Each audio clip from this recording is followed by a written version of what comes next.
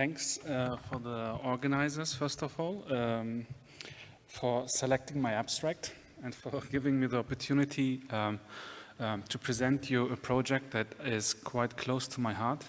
But before I do that, I also would like to just mention that I knew Guido personally, and he was really a fantastic person, and I'm quite shocked actually that he passed away. He was in Zurich. I almost joined his group actually in Zurich. Yeah, but it's really a pity. Yeah, so what I would like to show you today is, or highlight and hopefully introduce you today, is a new technique in structural biology, which is based on structural proteomics. And the technique allows the user to identify conformational changes of proteins, but not just on single proteins, but really allows to identify conformational changes proteome-wide. And you can do this on unpurified lysates. So you can do it on complex biological backgrounds. And this technique, we introduced it about 4 years ago with the Nature Biotechnology paper. And this time we applied it to identify the determinants of thermostability, proteome thermostability, and we did this by analyzing thermal unfolding of proteins in a proteome-wide scale. So you can analyze protein conformations with other techniques, and most famously with electron microscopy, NMR, and X-ray crystallography. The bulk of knowledge that we have on protein structures comes actually from these tools, and in particular X-ray crystallography, obviously. But the problem is that these tools are in vitro assays. So, and you know that protein conformations can be quite dynamic. And this is a very classic simulation of the interior of the cell, which shows that the interior of the cell is quite crowded. And due to chaperones, post-translational modifications, cofactors, and the crowding in the interior of the cell, you have proteins that undergo conformational changes depending on these different conditions. You have in-cell NMR, chemical cross-linking or FRED, which allow you to study conformations also in more complex and native-like environments. However, the problem with these techniques is you have to label your proteins with some chemical reagents. And they are actually not that good in multiplexing, so you can usually study one conformation of a protein, or one protein at a time, the conformation of one protein at a time. The biological questions that we try to address at this time with the new technique that will overcome all the limitations that I was mentioning in the previous slide. The biological question revolves around the thermal sensitivity of individual organisms. So each organism and its cells have an optimum temperature at which they grow at a maximum rate. So for human cells, for example, it's 37 degrees. For E.coli, it's also 37 degrees. Yeast grow at 30 degrees, but there are also thermophile bacteria that grow even at 70 degrees optimally. And there's even a bacterium found in the Arctic where the bacteria were growing and living at 1 degrees or even minus degrees. So you have this huge range of temperatures in which proteomes seem to function as normal or in an optimum state. The problem, however, or the interesting observation actually is that due to this steep decline in the optimal growth curve, it's very often the case that organisms and cells die very quickly as soon as you raise the temperature a little bit. And you know this when you have high fever. So at 42 degrees, it gets really dangerous, or even if you come close to 42 degrees.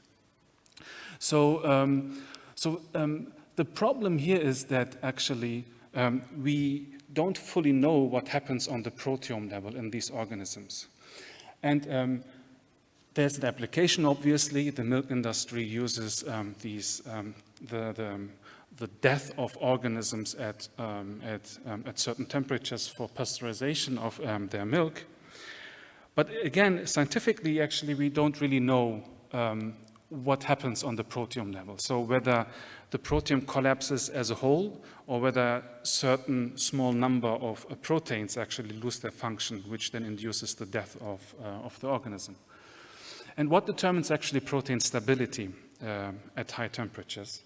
And is there any evolutionary principle that holds true and that one could apply to understand thermostability as a principle in different organisms?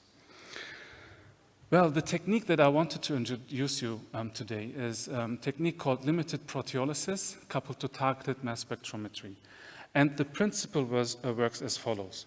So we have a protein, in this case myoglobin, which exists in two different conformations. There's a holo conformation with the helix F, but if myoglobin loses the heme group, the helix F unfolds and has a loop kind of structure. So it doesn't have actually structure in the crystal structure.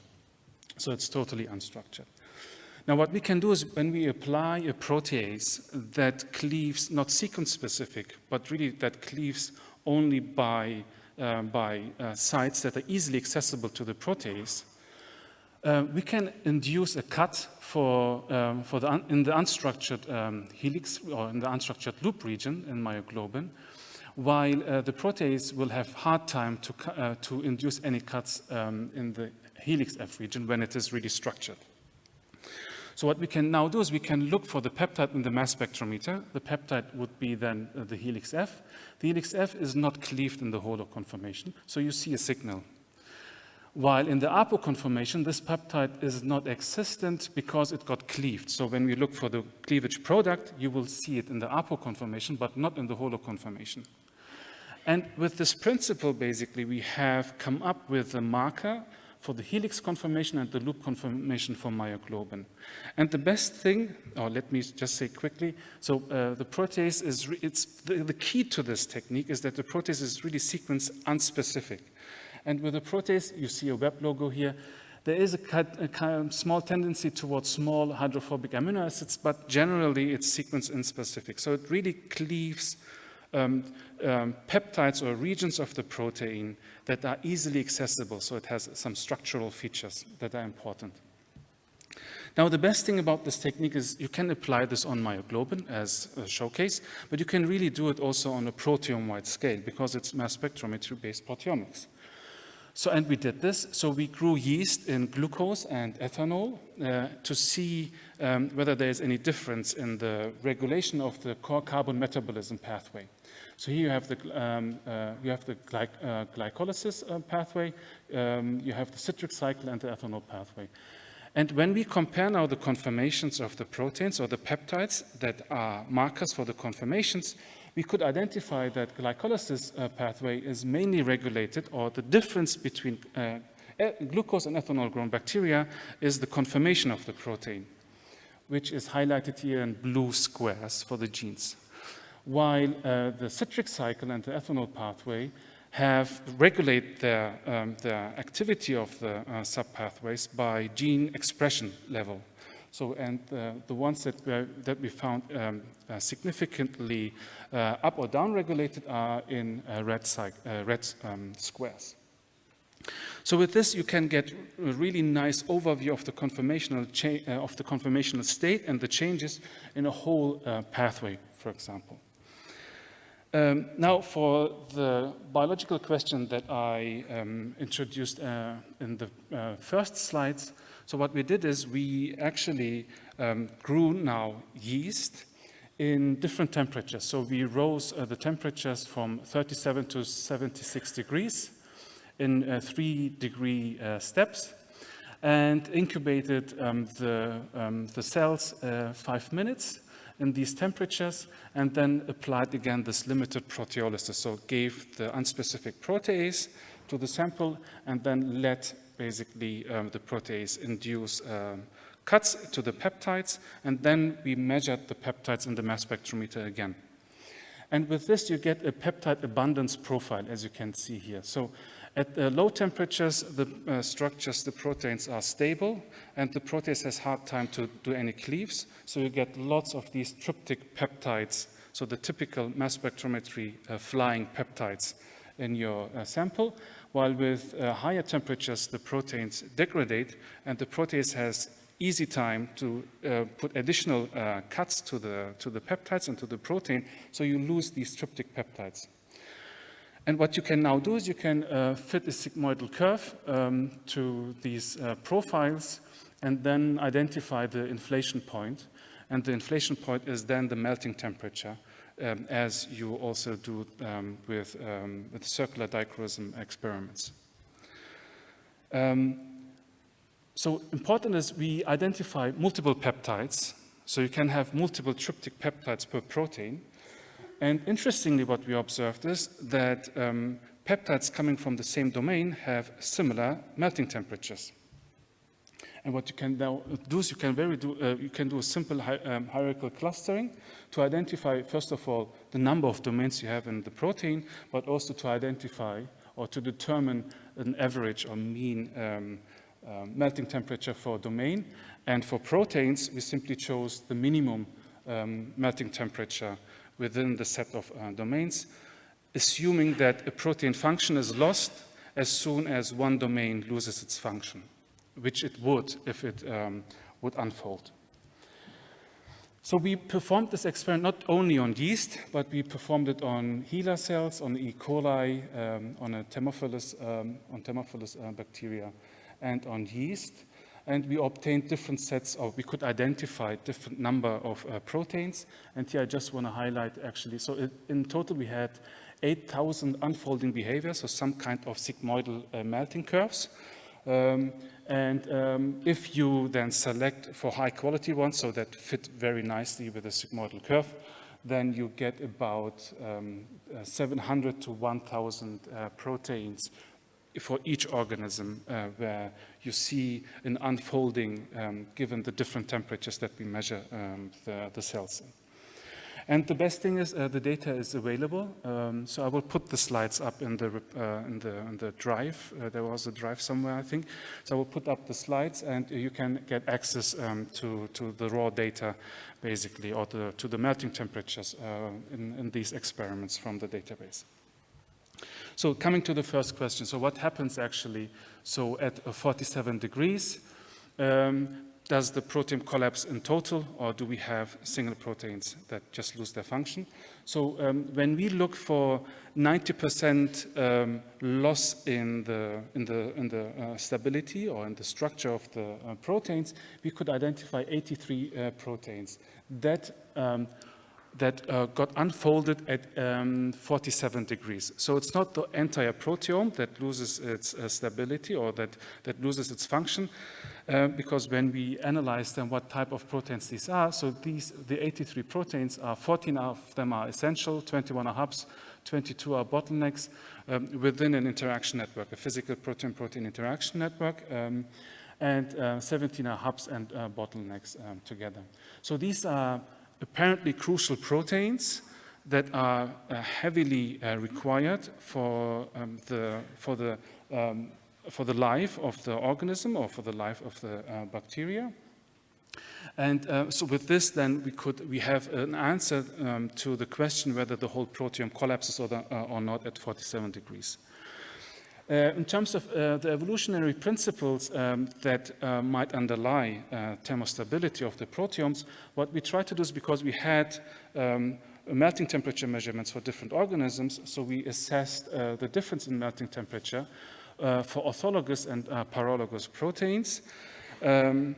And what we could identify is, so we had good data for proteins with protein pairs with smaller than 60% sequence identity. In those cases, we actually didn't see a big difference to random selection of protein pairs. We only saw a difference for proteins that had a higher than 60% sequence identity, in which case we only had data for paralogs. So I can't really say whether it's actually the mode of inheritance that is important for thermostability, but I would definitely, I mean, for me, it seems that actually it's a biophysical property, the stability of a protein, rather than an evolutionary conserved principle.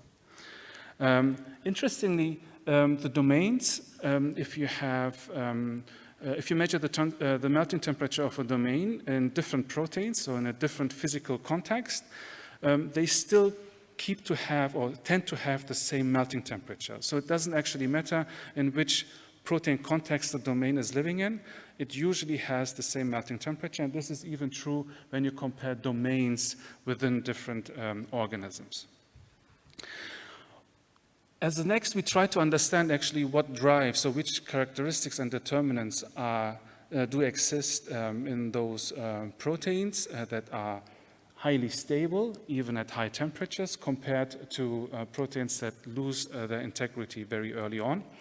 And if you do functional enrichment analysis, you see that most of the proteins that are really stable are RNA-binding proteins or ribosomal proteins, and the ones that are unstable are rather enzymes, metabolic enzymes that bind metals or nucleotides, ATP, and so on. So many of them are, for example, kinases. So now that we have kind of a definition of stable proteins, a set of stable proteins, we then basically checked, is there any tendency towards incorporating a certain amino acid? And there is. So in general, stable proteins tend to include lysine residues, while unstable proteins tend to have aspartic acid. In most cases, stable proteins tend to have beta sheets, and while unstable proteins tend to have alpha helical secondary structures. And in E. coli at least, because in the others we couldn't find really significant, but in E. coli at least it seems that stable proteins are smaller than unstable proteins. An interesting finding is also that stable proteins are more abundant. Or proteins that are more abundant seem to be more stable than proteins that are less stable. And they are also synthesized at a higher rate, which is kind of indicating towards this translational robustness hypothesis that is in particular postulated by Drummond and his group, where the hypothesis is claiming or is saying that highly expressed proteins, in order to avoid aggregation, because if you have a protein that aggregates quickly and it is highly expressed, you don't want this in your cells. So they have to be tolerant to translational errors. And this is kind of what we also see. So stable proteins, so if you have aggregation because of unfolding, it seems that this principle is kind of, the cell tries to avoid this by using stable proteins rather than unstable proteins.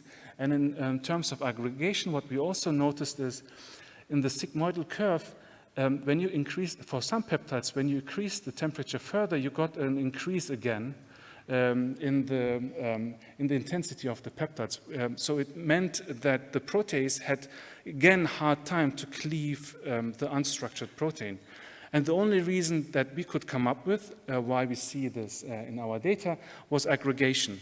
So when we gave then guanidine hydrochloride to the cell lysates, we actually saw for the same peptides the missing of this increasing slope at the end of the temperature scale.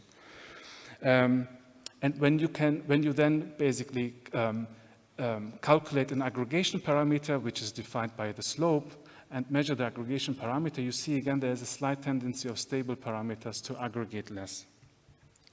And another interesting finding was that in terms of disorder, if you assess the disorder of proteins, stable proteins tend to be less disordered than unstable proteins.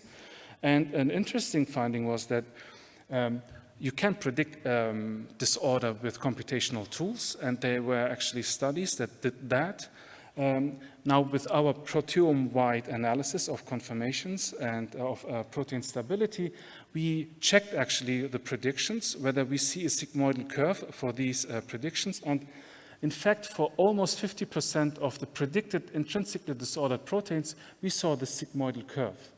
So either these proteins have indeed a structure in a native environment, or they have a disordered, so this region here is some kind of a disordered structure, but a populated disordered structure to a certain extent. And at the higher temperatures, you get again a transition to another population of disordered structures. We don't know. I mean, this has to be basically followed up as a next step. So as a take-home message, what I would like to give you is that this new technique, which combines limited proteolysis and with targeted mass spectrometry, is really a new tool that allows you to assess conformational changes, not only on single proteins, but on a proteome-wide scale. And these conformational changes, they can be induced, as we have shown in earlier studies, by substrate binding, for example, allosteric regulation, or in this case, for example, by heat. Another example is, for example, a conformational change induced by drug molecules. So you could even use the technique to identify drug targets, which might be important for pharma companies. But we are in the process of developing now a workflow to identify drug targets with these techniques. So the resolution is about 11 amino acids, which is basically the length of the substrate peptide in the pocket of the protease. The nice thing is it works in cell lysates, so you don't need to purify your proteins, and you can do it on a proteome-wide scale. These are the 4 publications that we have published so far. I want to highlight actually the Nature protocol, where a mass spectrometry group can easily adopt this protocol. It's really easy. It's just one additional step, basically, to apply the protease to your cell lysate. It's in print, so it should come out very soon. With this, I would like to thank Paola Picotti, who is the mastermind behind this whole study and behind the technique. Christian von Mehring, who used to be my mentor, my postdoc mentor. Pascal, he did the analysis on the thermostability. Johan, he did the primary. No, he was pioneering, let's say it this way, he was pioneering the technique because he was the PhD student who developed and showed for the first time that this can really work with the combination of LIP and mass spectrometry. Paul is the scientific manager in the group of Paola, and Stefan and Manfred, they did the mathematical fitting of the sigmoidal curves to the peptide abundance profiles. There is a small GitHub repository where I put up scripts and so on that are important or that might help users in analyzing their LIP data. And with this, I'm happy to take any questions.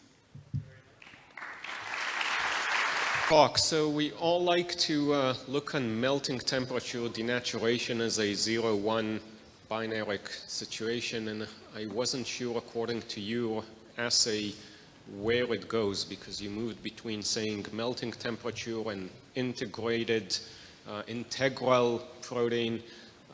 How sensitive it is, where is it, and how much can you play with it?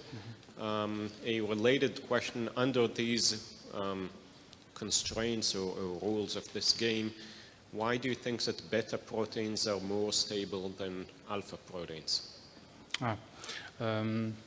So to the first question, it's basically, it's up to you what you define. So what we did is, for example, in one of the plots, we just took a 90% signal loss compared to the optimal, to the temperature where the organism optimally grows. So you measure the peptide abundance, and then you check where, at which point in the temperature scale you have this peptide lose 90% of its signal. that was kind of where we defined, for example, a totally loss of the structural integrity of the protein. It's up to you. I mean, but this, I mean, I can't, the thing is, you know, it's really hard because we don't have really properly structural data. So it's, the data that we have is kind of these peptides, and we know that they are cleaved, and we have shown that it works on, in a, you know, in let's say, in small conformational changes, because in those cases we see if a protein changes, I mean, as I showed with myoglobin, but there are also other cases. So sections that undergo conformational change, they become accessible to the protease.